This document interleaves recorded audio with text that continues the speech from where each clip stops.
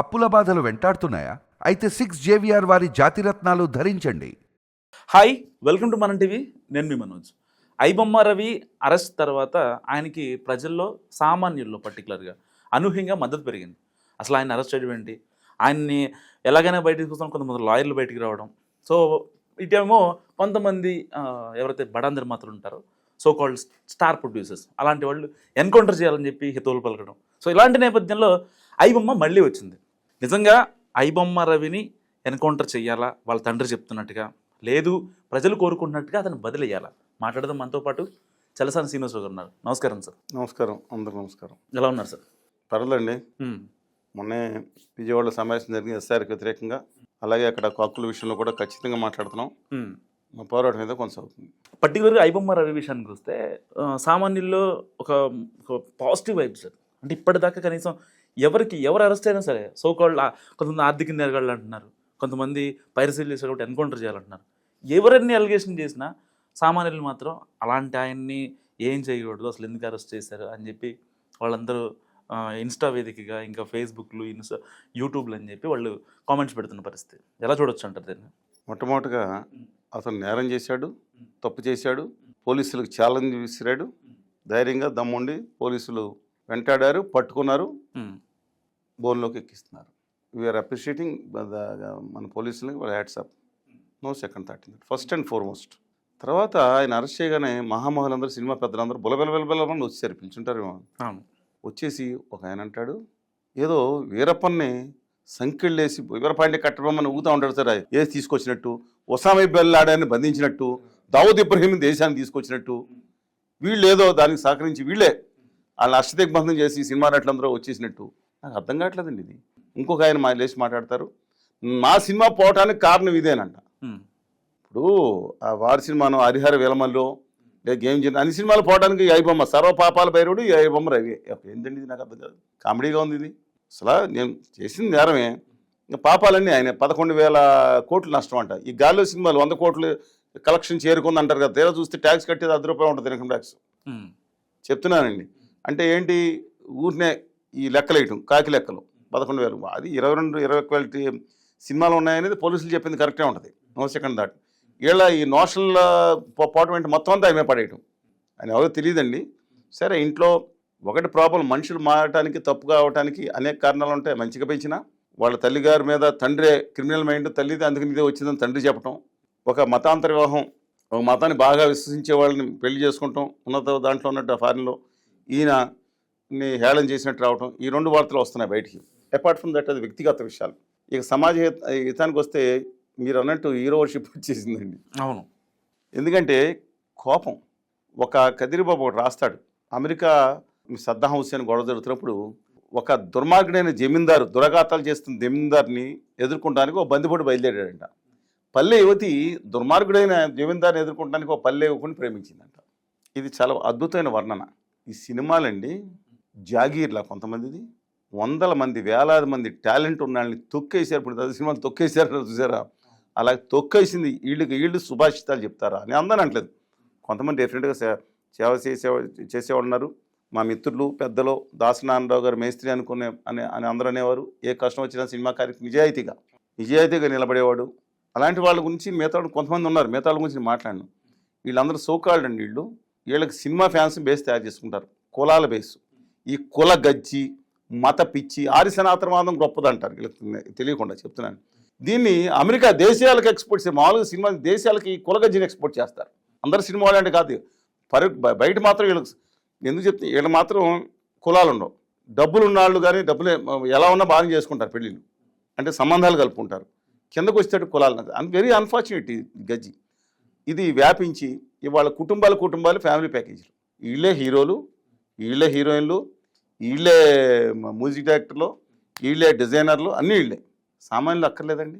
వీళ్ళు బయటకు వచ్చి ఇంకోటి బలగం సినిమా వచ్చింది, లేదా అనేక సినిమాలు వచ్చింది, అద్భుతంగా తీశారండి రెండు. కానీ ఇంకా చాలా ఉన్నాయి. ఇంకెంతమంది ఎన్ని బాక్సులు ఉన్నాయి, బాక్సులు ఉన్నప్పుడు ల్యాప్టాప్లు అనుకోండి, డ్రైవ్లు ఎంతమంది దగ్గర ఉన్నాయి. వందల వేల సినిమాలు ఆగిపోతే 4 చేతుల్లో 5 చేతుల్లో సినిమా థియేటర్లు ఉన్న ఆర్ నారాయణమూర్తి గారు, నా మిత్రుడు, యూనివర్సిటీ విద్యార్థుల కోసం యూనివర్సిటీ ఆత్మహత్యలు చేసుకున్న నేపథ్యంలో చాలా విద్యార్థులు కళాశాలలో సినిమా రిలీజ్ చేయడానికి పోరాడాల్సి వచ్చిందండి. థియేటర్ లేవు. అది సినిమా ఆడకపోతే పోతుంది తర్వాత సంగతే. థియేటర్లు ఇవ్వడానికి బతిమాలకోసం వచ్చిన పరిస్థితి ఒక స్టాల్ వాటికి వచ్చిందంటే కడుపు మండిపోదండి. వీళ్ళు వచ్చి శుభాషితాలు చెప్తారా? మళ్ళీ ఒకళ్ళిద్దరు మినహాయించండి. వాళ్ళ చేతుల్లో ఉంటే వాళ్ళే బ్లాక్ చేస్తారు మొత్తం హాల్. ఏందండి నాకు అర్థం కాదు ఏంటండి. వీళ్ళ గోవన సినిమాని ముందు పెడతారు. సిటీలో మల్టీప్లెక్స్ వాళ్ళ దగ్గర ఉంటాయి. ఊళ్ళల్లో సినిమా ఇప్పుడు కొంతమంది తగ్గించుకున్నా అన్నారు, డిఫరెంట్ ఇష్యూ. ఇవాళ ఆ క్లౌడ్ అంటే వీళ్ళ కుటుంబాల్లోని హీరోలు నిజంగా వచ్చేస్తుండి లేకపోతే బాగుండి అన్నీ ఉంటే అది ఉంటే అవేర్నెస్ ఉండి అన్ని ఉంటే పర్వాలేదు.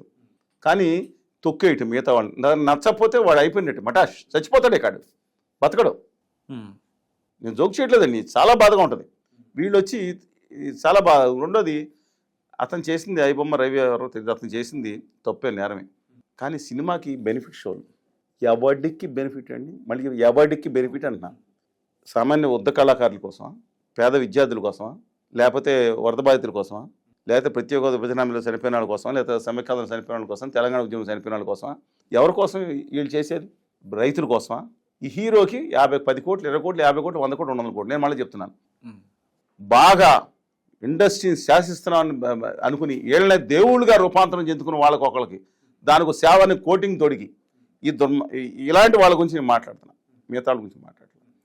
ఇవాళ హోదా విభజన హామీలు జరుగుతుంటే ఒక సినిమా నటుడు పాల్గొన్న సభలోని పెట్రోల్ పోసుకుని కాల్చి చనిపోతే మునికోటి అనేవాళ్ళు చాలామంది చనిపోతే ఒక కన్నీటి బొట్టు రాల్సలేదుగా ఒక ట్వీట్ చేయడానికి కూడా ఖాళీ లేని వీళ్ళు హీరోలండి. వీళ్ళు హీరోలు కాదు, జీరోలండి. నేను వివాదాస్పద వ్యాఖ్య చేస్తే చేస్తున్నా, కానీ ఆంధ్ర తెలంగాణ ఉద్యమాల్లో ఎటో సైడ్ తీసుకోలేదంటే వాళ్ళ వాదన అర్థం చేసుకున్నాను. ఎందుకని మా ప్రాక్టీస్ 2 వైపులా ఉన్నారు కదా, ఏ వాదన తీసుకోమంటారని నిజంగా ఓకే, యాక్సెప్టబుల్. దీనికి ఏమైందంటే విశాఖ ఉక్కు కర్మాగారం నేను నాశనం చేస్తాను ఒక్క మాట మాట్లాడిన వీళ్ళు, ఇక సినిమాపై వీళ్ళు లేకపోతే నాకు అర్థం కాదు. ఒక సినిమా తెలుగు గురించి దుర్మార్గంగా మాట్లాడే వీళ్ళు, హిందీ గురించి పొగుడుతూ ఉండే వీళ్ళు 99% వీళ్ళు ఈ స్టేజ్లో ఉండడానికి కారణం తెలుగు ప్రేక్షకులు. వాడి గురించి మనం మాట్లాడుకుంటామండి.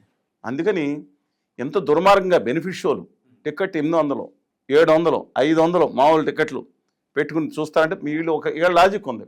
మేము చూడమన్నామా, పెట్టుకుంటాం, 5,000 పెట్టుకుని చూస్తే చూడే, మానేస్తే మానేవయ్యా. ప్రభుత్వం ఎవడో? ప్రభుత్వం లేకపోతే అడ్డమైన బూత్ బొమ్మలు దిగి మీ రోడ్డు మీద వదిలిపెడతారు. ప్రభుత్వం నిర్దేశించక్కర్లేదు. ప్రభుత్వానికి లేదంటే ప్రజాస్వామ్యం ఎన్నుకున్న ప్రభుత్వం అది, ప్రజాస్వామ్య ప్రభుత్వం అది, ప్రజలు ఎన్నుకున్న ప్రభుత్వం.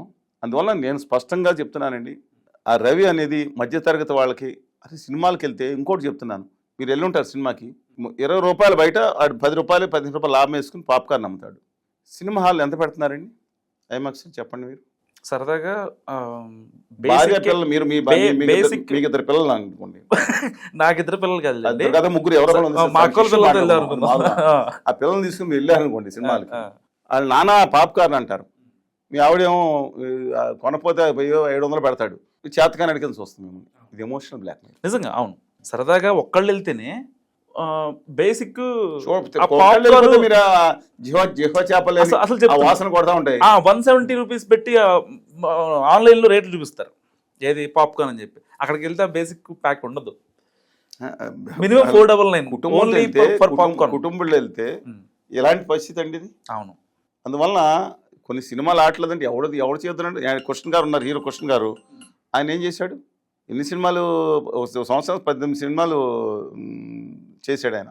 రిలీజ్ అయినాయి, చేయడం కాదు. ఇప్పుడు అందరూ అమరశిల్పి అని ఒక ఆయన ఉన్నాడు, ఈయన ఒక మనిషిని పెట్టి 3 సినిమాలు, ఈయనేమో ఆ దిక్కుమాల సినిమా ఒకటి RR RRR అని తీశాడు. దానికి సరే, దానికి ఎలా ప్రమోషన్ చేశారు పక్కన పెట్టండి. దాన్ని చూడకపోతే పాపంలా చేస్తున్నారా? మంచి సినిమాలు కూడా తీశారు, విజువల్ వండర్స్ లాంటి మన కట్టప్ సినిమాలు, బాహుబలి చాలా బాగున్నాయి. డిఫరెన్స్ అంటే ప్రజల్ని ఒక మాయలో పెట్టుకుని కొన్ని మీడియాలో కూడా ఇళ్ళయో రావాలి, ఇంకోటి రావు. సామాన్యులకి చాలా కష్టంగా ఉన్నాయి. అందువల్ల ఈ పెత్తందారీతనం పోవాలనేది ఈ కసి ఉంది చూసారా, ఈ కసి మధ్యతరగతులలో రవిని హీరో చేసింది. ఇప్పుడు మీరు లక్కీ భాస్కర్ సినిమా చూసారా? ఇప్పుడు ఈ రవి ఆన్ సైడ్ ఇప్పుడు లక్కీ రవి అనే సినిమా రావాలి. తొందరగా రవి బయటకు వచ్చి చెప్తాను, మీరే సినిమా తీసుకొని లేకపోతే దొబ్బేస్తారు. కవలంతా కాపీ రైటర్స్ ఉన్నారు, వీళ్ళందరూ పెద్ద డైరెక్టర్లు ఎంత కాపీ రైటర్సో మనకు తెలుసు. అందుకని దొబ్బేస్తారు, మీరు రిజిస్టర్ చేసుకోమని చెప్తున్నాను. ఎందుకంటే వెరీ అన్ఫార్చునేట్ అండి. నేను అనేది ఆయన చేసిన తప్ప మళ్ళీ చెప్తున్నాను. ఇప్పుడు కొంతమంది అడ్డంగా సమ్మతిస్తున్నారు, అది కూడా ఒప్పుకోండి. అడ్డంగా సమ్మతిస్తే రేపు పొద్దున దొంగసారా అమ్ముతూ ఉంటాడు, పెద్ద లేట్లు ఎక్కువ పెట్టాడు, దొంగసారా తాగితే ఏంటంటే కుదురుతుందా? అట్ట మరి ఇదే అట్టగే ఉంటుంది. కొంతమంది అడ్డంగా సమ్మతించడం సరికాదు. ఎస్, వీళ్ళు చేసే మాట్లాడదాం. వీళ్ళు ఇక్కడ బిడ్డలు చనిపోతే కన్నీటి బొట్టు మీకు చెప్పే కదా, చేయి ఫోన్ దగ్గరికి కూడా వెళ్ళలేదే. కానీ జల్లికట్లో అక్కడ సినిమా వాళ్ళు కూర్చుంటే అది ఎద్దుల క్రీడ తమిళనాడులో వెయ్యమని పొలో పదండి ముందుకు పదండి తోసుకు పోదాం తమిళనాడు సినిమాకి మద్దతు కానీ ట్వీట్లు పెట్టారు, వెళ్ళొచ్చారు. అక్కడ ఆంధ్రప్రదేశ్లో కానీ మీద సమస్య ఉండి మనుషులు చచ్చిపోతుంటే బాధలు పడుతుంటే స్పందించడానికి ముందుకు రారే. ఇంకా అంటే ఒకళ్ళిద్దరు ఎప్పుడో వరదల కోసం స్పందించాలని కూడా రేరుగా పక్కన పెట్టండి. ఇంకో సినిమా నిర్మాత సౌత్ ఇండియా ఛాంబర్కి అధ్యక్షులు చేశారు. కొంచెం మొక్కపరిచేస్తులే అందుకని, కానీ ఎన్కౌంటర్ చేయాలన్నారు. వెంటనే వాళ్ళకి మా ఆయన మద్దతుగా ఇంకో వీరాభిమానాలు, వీడు అసలు ఉండకూడదు, ఇలాంటి వాళ్ళని ఎన్కౌంటర్ చేసేయాలి. ఎవరిని ఎన్కౌంటర్ చేయాలి? కల్తీ చేసి అదోళ్ళని ఎన్కౌంటర్ చేయాలి.